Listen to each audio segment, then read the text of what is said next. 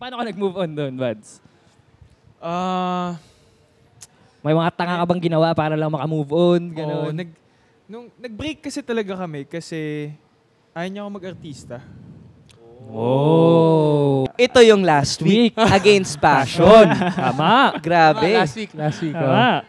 Yun yan, nag-break kami kasi pinapili niya ako.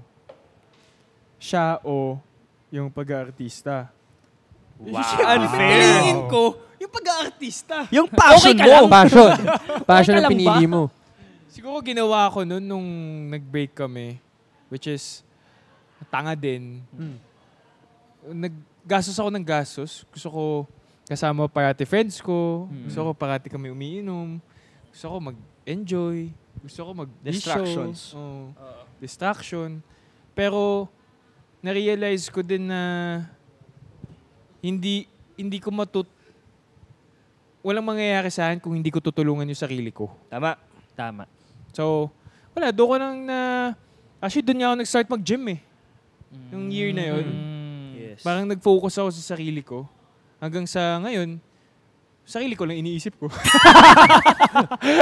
Sarili na lang lagi. Tamang mindset yan. Tama Oo. yan. Tama. Kaya yun.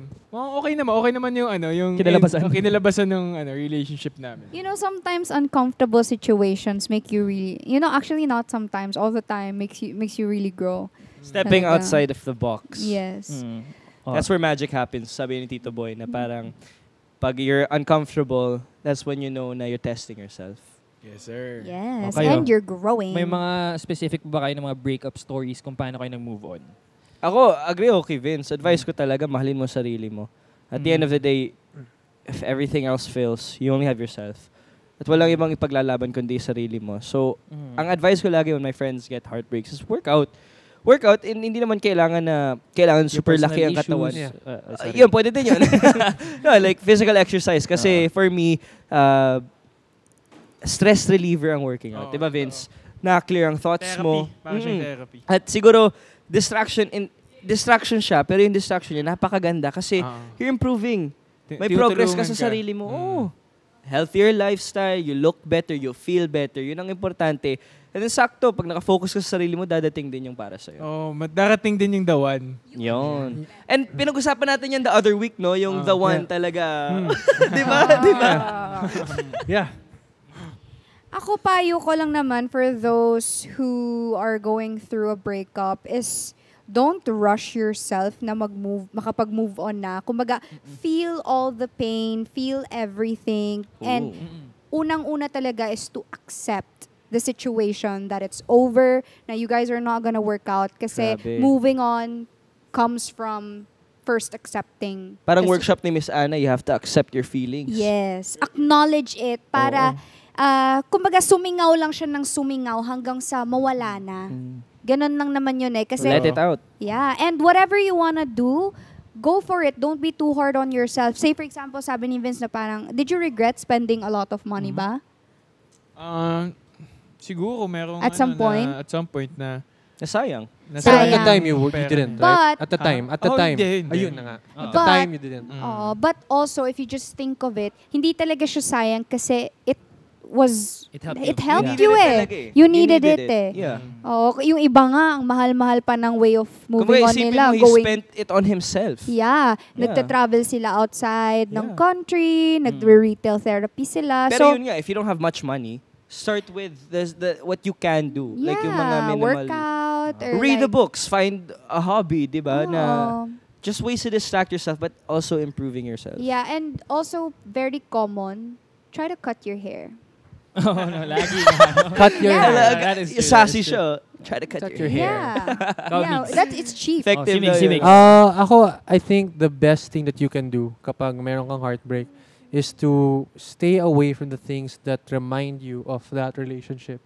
So, for example, if you guys madalas kayong pumunta dito, medyo lumayo-layo ka. Basta anything, object, food, smell, lahat ng senses mo, if it reminds you of that person, you try to stay away. That's one, yung mga ginagawa ko kapag heartbreak. Number 2, surround yourself with people who care about you. Support system. Ito na si Vince, support system, friends, na talaga madidistract ka. And then, siguro finally, ito nagawa ko to mga ilang beses rin. Kapag may heartbreak ako, not just with yung kwento ko kanina, but para lang magkaroon ako ng sarili kong closure, sometimes I just write down what I feel. You journal. Yeah. Hindi ko siya pinapadala. Pero tatype ko lang siya. Tapos alam mo yung, nakahinga ako. Ganun yung feeling ko. You let your thoughts out. Yeah, kapag sobrang bigat. Oh my gosh, I have this huge crush on a guy when I was in high school and that's what I did. Hindi ko sa kanya, gusto ko talaga sabihin sa kanya na crush ko talaga siya. But then, I was so shy kasi parents namin are like close.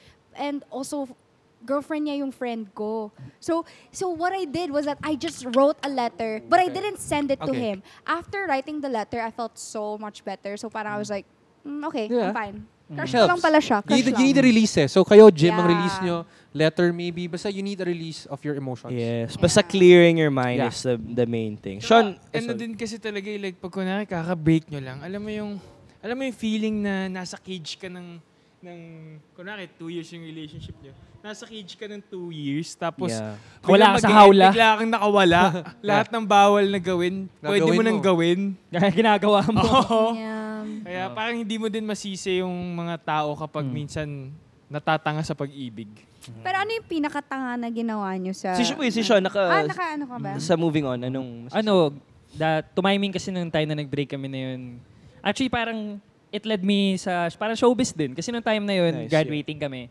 Tapos, I posted a picture. Tapos, biglang may nag-reach out sa akin. That was the very first parang short film na ginawa ko.